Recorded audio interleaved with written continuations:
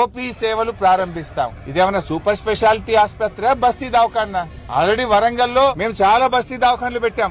ఆనాడు మా వినయ్ భాస్కర్ గారు, నన్నపనేని నరేందర్ గారు అడిగితే పదుల సంఖ్యలో వరంగల్లో బస్తీ దవాఖాన్లు పెట్టాం. గల్లీ గల్లీకి బస్తీకి దవాఖాన పెట్టాం. ఓపీ సేవలు అందిస్తున్నాం. మరి సూపర్ స్పెషాలిటీ ఆసుపత్రి అంటే అన్ని రకాల శస్త్రచికిత్సలు జరగాలి. ప్రజలు హైదరాబాద్ పోకుండా ఇక్కడనే అన్ని వైద్యాలు అందాలి అని సూపర్ స్పెషాలిటీ ఆసుపత్రి కట్టాం.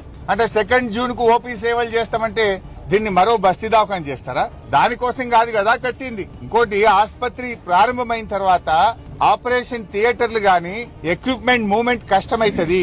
పూర్తి స్థాయిలో ఎక్విప్మెంట్ తెప్పించి వైద్య సిబ్బంది నియామకాల ప్రక్రియ పూర్తి చేసి వెంటనే ఆసుపత్రిని యుద్ధ ప్రాతిపదికన పేదలకు అందుబాటులోకి తేవాలని బీఆర్ఎస్ పార్టీ డిమాండ్ చేస్తుంది. ఓపిక పట్టాం.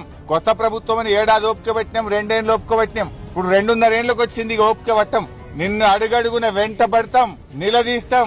అవసరమైతే ఇక్కడనే మీరు ఆలస్యం చేస్తే బీఆర్ఎస్ పార్టీ ఆధ్వర్యంలో నిరవధిక దీక్షకు మా బీఆర్ఎస్ పార్టీ దిగుతుంది, నీ మీద ఒత్తిడి పెంచుతుంది అని చెప్పి కూడా హెచ్చరిస్తా ఉన్నాం. తక్షణమే ఈ ఆసుపత్రిని కేసీఆర్ గారు కలలు కన్న విధంగా, కేసీఆర్ గారు ప్రణాళికలు రచించిన విధంగా ఈ ఆసుపత్రి వరంగల్ జిల్లాకు, ఉత్తర తెలంగాణ ప్రజలకు సేవలు అందుబాటులోకి తేవాలని నేను ప్రభుత్వాన్ని డిమాండ్ చేస్తా ఉన్నా.